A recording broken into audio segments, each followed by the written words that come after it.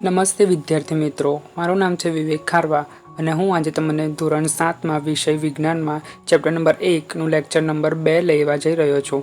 મને આશા છે કે તમે આ વિડીયો ધ્યાનપૂર્વક જોશો અને સમજવાનો પ્રયત્ન કરશો. તો આપણે આગળ વધીએ. તમે તમારી ટેક્સ્ટ બુકમાં ધ્યાન આપો.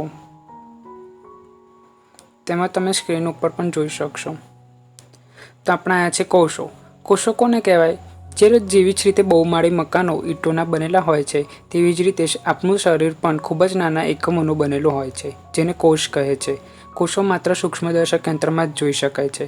કેટલાક સૂક્ષ્મજીવો માત્ર એક કોષના બનેલા હોય છે. કોષ એ પાત્ર આવરણથી આવૃત હોય છે, જેને કોષરસ પટલ કહે છે. કોષ એ પાત્ર આવરણથી આવૃત હોય છે, જેને કોષરસ પટલ કહે છે. દરેક કોષમાં ઘટ્ટ માધ્યમમાં રહેલા રચના જોવા મળેલી છે. તેને કોષ કેન્દ્ર કહે છે. તમે આકૃતિમાં જોઈ શકો છો કે જે ઘટ્ટ માધ્યમ આવેલું હોય છે મધ્યમાં, તેને કોષ કેન્દ્ર કહે છે. કોષ કેન્દ્રની આસપાસ જાલી જેવું રચના આવેલી છે, જેને કોષરસ કહે છે. તમે આકૃતિમાં જોઈ શકો છો કે કોષરસની આસપાસ ડોટ જેવી જેલી જેવી રચના છે, જેને કોષરસ કહે છે. હવે આગળ વધીએ. વનસ્પતિ પર્ણમાં આવેલા નાના છિદ્રો દ્વારા વાતાવરણમાંનો કાર્બન ડાયોક્સાઇડ લે છે. આ છિદ્રો રક્ષણ કોષો દ્વારા આવરિત હોય છે, તેમને પર્ણરંધ્ર કહેવાય છે. વાહિનીઓ નળીની જેમ મૂળ, પ્રકાંડ, તેની શાખાઓ અને પર્ણમાં આવેલી હોય છે, કે જેના દ્વારા પાણી અને ખનિજ તત્વોનું વહન થાય છે, જે તમને ખબર જ છે. તેઓ એક સળંગ માર્ગ અથવા પથ બનાવે છે, જેથી પોષક તત્વો પર્ણ સુધી પહોંચે છે. તેમને વાહિનીઓ કહે છે. તમે પ્રકરણ 11માં વનસ્પતિ પદાર્થોના વહન વિશે વધુ અભ્યાસ કરશો. પર્ણમાં લીલું રંજક દ્રવ્ય આવેલું હોય છે, જેને હરિત દ્રવ્ય કહે છે. પર્ણમાં જે લીલું રંજક દ્રવ્ય આવેલું હોય છે, તેને હરિત દ્રવ્ય કહે છે. તે પર્ણને સૂર્ય ઉર્જાનું શોષણ કરવામાં મદદરૂપ થાય છે. આ ઉપરાંત કાર્બન ડાયોક્સાઇડ અને પાણીમાંથી ખોરાક બનાવવા વપરાય છે. આમ સૂર્યપ્રકાશની હાજરીમાં ખોરાકનું પ્રકાશ સંશ્લેષણ થતું હોવાથી તેને પ્રકાશ સંશ્લેષણ કહે છે. જે સૂર્યપ્રકાશની હાજરીમાં ખોરાકનું પ્રકાશ સંશ્લેષણ થતું હોય છે અને તેને પ્રકાશ સંશ્લેષણ કહે છે. તેથી આપણે કહી શકીએ કે હરિત દ્રવ્ય, સૂર્યપ્રકાશ, કાર્બન ડાયોક્સાઇડ અને પાણી એ પ્રકાશ સંશ્લેષણની પ્રક્રિયા માટે અગત્યના મુદ્દાઓ છે.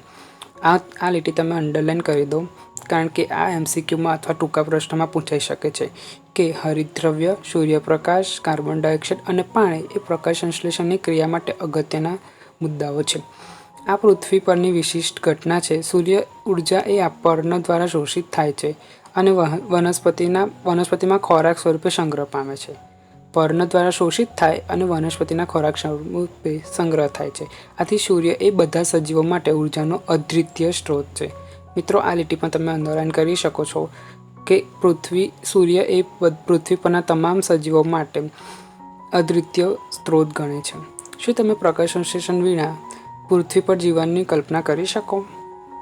પ્રકાશ સંશ્લેષણ વિના કોઈ પણ ખોરાક બની શકે નહીં. લગભગ બધા સજીવોનું અસ્તિત્વ એ પરોક્ષ કે પ્રત્યક્ષ રીતે વનસ્પતિ દ્વારા બનાવવામાં આવેલ ખોરાક પર જ આધારિત હોય છે. બીજી બાજુએ ઓક્સિજન કે જે બધા જ સજીવોના અસ્તિત્વ માટે જરૂરી છે, જે તમને ખબર જ છે, તે પ્રકાશ સંશ્લેષણ દ્વારા ઉત્પન્ન થાય છે. પ્રકાશ સંશ્લેષણની ગેરહાજરીમાં પૃથ્વી પર જીવન અશક્ય છે, જે તમે જાણી શકો છો, તમે સમજી શકો છો. હવે આપણે નેક્સ્ટ પાન નંબર 3 પર ધ્યાન આપીએ. પ્રકાશ સંશ્લેષણ દરમિયાન પર્ણના હરિત દ્રવ્ય ધરાવતા કોષો સૂર્યપ્રકાશની હાજરીમાં કાર્બન ડાયોક્સાઇડ અને પાણીનો ઉપયોગ કરી કાર્બોદિતનું સંશ્લેષણ કરે છે, જે આકૃતિ 1.3માં બતાવેલું છે. તમને આકૃતિ 1.3 ધ્યાન આપો. સમીકરણ નીચે મુજબ દર્શાવી શકાય છે. કાર્બન ડાયોક્સાઇડ એટલે કે CO2, પાણી એટલે કે H2O gives સૂર્યપ્રકાશ અને હરિત દ્રવ્યની હાજરીમાં કાર્બોદિત પદાર્થ અને ઓક્સિજન બનાવે છે. કાર્બન ડાયોક્સાઇડ વત્તા પાણી gives સૂર્યપ્રકાશ અને હરિત દ્રવ્યની હાજરીમાં કાર્બોદિત પદાર્થ પ્લસ ઓક્સિજન એટલે કે O2 બનાવે છે. મિત્રો, આ પ્રક્રિયા તમને માટે મોસ્ટ ઇમ્પોર્ટન્ટ છે. તમે આને ટીક કરી અને યાદ રાખજો. પ્રક્રિયા દરમિયાન ઓક્સિજન મુક્ત થાય છે. પર્ણમાં સ્ટાર્ચનું હોવું એ પ્રકાશ સંશ્લેષણની પ્રક્રિયા થવાનું સૂચન છે. સ્ટાર્ચ એ કાર્બોદિત પ્રકાર છે. આ તમને MCQમાં પૂછાઈ શકે છે કે સ્ટાર્ચ એ કાર્બોદિત પ્રકાર છે. પ્રવૃત્તિ 1.1. એક સરખા છોડ લો. એક છોડને અંધકારમાં અથવા તો કાળા ખોખામાં 72 કલાક માટે રાખો અને બીજા છોડને સૂર્યપ્રકાશની હાજરીમાં રાખો. જે પ્રમાણે ધોરણ 6માં પ્રવૃત્તિ કરેલી એવી જ રીતે બંને છેડાઓ પરીક્ષણ કરો. આયોડિન દ્વારા પરીક્ષણ કરો. તમારું પરિણામ નોંધો.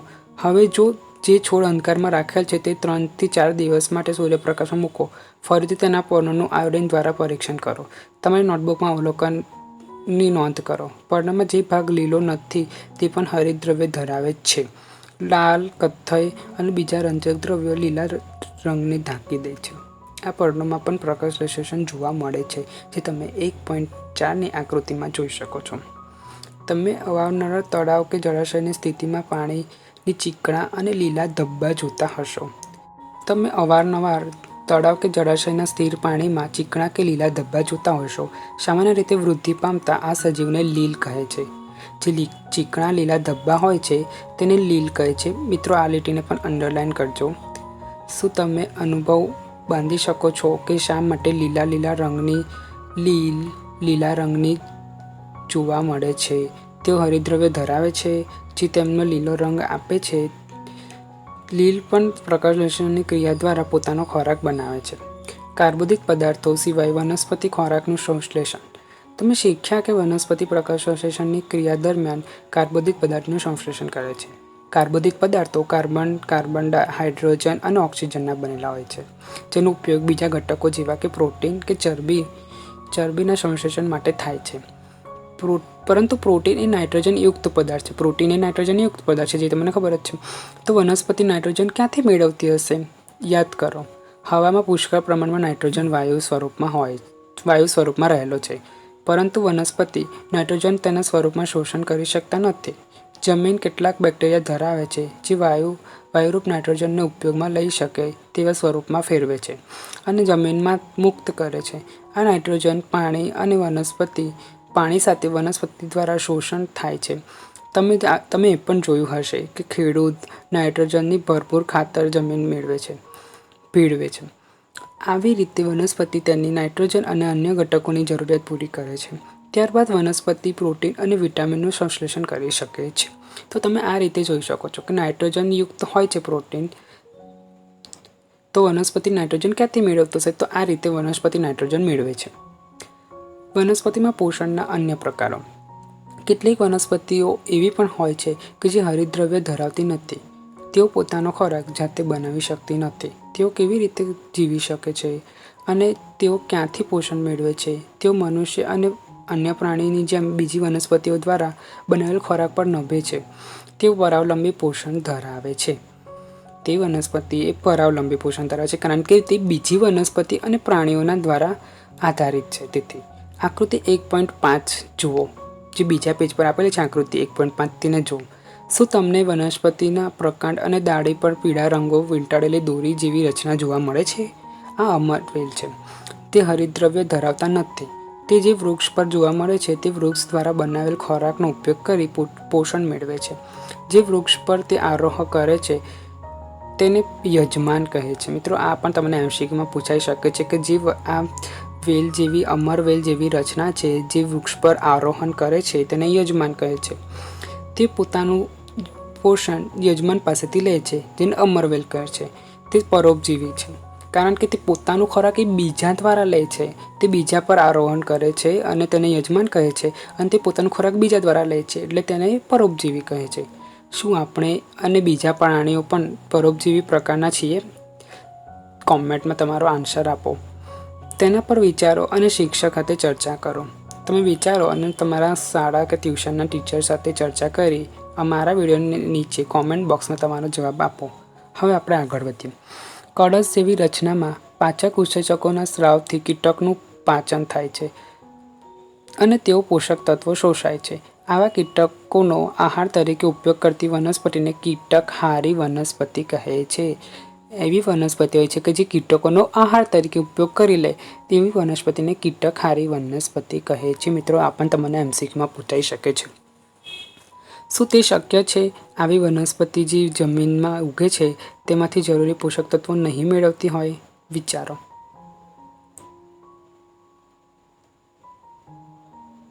હવે આપણે આગળ વધીએ. આપણે જોઈએ મુદ્દા નંબર 1.4 મૃતોપજીવી. મિત્રો, આ ઉપર જે છે પેજ નંબર 5માં ડાબી સાઈડ એ હું ચલાવતો નથી, કારણ કે એ ઇઝી છે, વાંચી કાઢવાનું છે ખાલી. હવે આપણે નેક્સ્ટ જોઈએ પાન નંબર 6 ઉપર પોઈન્ટ 1.4 મૃતોપજીવીઓ. તમે શાક માર્કેટમાં મશરૂમના પેકેટ વેચાતા જોયા છે ને? તમે વર્ષા ઋતુમાં સળગતા લાકડા ઉપર અથવા ભેજવાળી જમીનમાં છત્રી કે ડાઘાયુક્ત પોચી રચના પણ જોઈ હશે. ચલો આપણે શોધીએ કે તેઓ કયા પ્રકારના પોષક તત્વો લે છે અને ક્યાંથી મેળવે છે. આપણે જોઈએ પ્રવૃત્તિ 1.2. બ્રેડનો ટુકડો લો, તેને પાણી વડે ભીનો કરો અને હૂંફાળી અને ભેજવાળી જગ્યા પર 2 થી 3 દિવસ સુધી રાખતા તેને રૂવાટી જેવા ધબ્બા ના દેખાય ત્યાં સુધી રાખો. આ ધબ્બાનો રંગ કેવો છે? આ ધબ્બાને સૂક્ષ્મદર્શક યંત્ર વડે બિલોરી કાચ વડે નિહાળો. તમે નોટબુકમાં અવલોકન લખો કે તે બ્રેડના ટુકડા પર રૂ જેવા તાંતણા જોવા મળે છે. જો આ જે જોવા મળે તો તેને ફૂગ કહે છે. મિત્રો, આ લીટી પણ તમને એમસીક્યુમાં પૂછાય છે કે રૂ જેવા તાંતણા જોવા મળે છે, જેને ફૂગ કહે છે. તેઓ જુદા જુદા પ્રકારે પોષણ મેળવે છે, પછી તેઓ બ્રેડમાંથી પોષક તત્વો શોષે છે. આવા પ્રકારનું પોષણ કે જેમાં મૃત અને સડી ગયેલા પદાર્થોના દ્રાવણમાંથી પોષણ મેળવાય તેને મૃતોપજીવી પોષણ કહે છે. આ પ્રકારનું પોષણ જે મૃત અથવા તો સડી ગયેલા પદાર્થોમાંથી પોષણ મેળવે છે તેને મૃતોપજીવી કહે છે. અને જે મૃતોપજીવી પોષણ પદ્ધતિ દ્વારા પોષણ મેળવે તે પદ્ધતિને મૃતોપજીવી કહે છે. પહેલાં આપણે શીખ્યા પરાવલંબી, સ્વાવલંબી અને આપણે જોઈએ મૃતોપજીવી. અઠાણા, ચામડા, કપડાં કે જેવી બીજી ઘણી વસ્તુઓ ઉપર ગરમ કે ઉફાળી જગ્યાએ આપણે લાંબા સમય સુધી પડી રહી તો તેના પર ફૂગ લાગે છે, જે તમે જોયું હશે તમારા ઘરમાં પણ. હવે આગળ વધીએ. વર્ષા ઋતુ દરમિયાન તે ઘણી વસ્તુઓ પર ખરાબ કરે છે. તમારા માતા પિતાને ફૂગ દ્વારા ઘરમાં રહેલા જોખમ વિશે પૂછો. સામાન્ય રીતે ફૂગના બીજાણુઓ હવામાં જોવા મળે છે. જ્યારે તેઓ ભીની કે ઉફાળી સપાટી પર આવે છે ત્યારે તેઓ અંકુરિત થાય છે અને વૃદ્ધિ પામે છે. હવે તમે કહી શકો છો કે આપણે વસ્તુઓને ખરાબ થતી કેવી રીતે રોકી શકીએ. કેટલાક સજીવો સાથે જીવે છે અને વસવાટ અને પોષક તત્વો એમ બંને માટે સહભાગી બને છે. આ પ્રકારના સંબંધને સહજીવન એટલે કે સહભાગિતા કહેવાય છે. દાખલા તરીકે ફૂગ.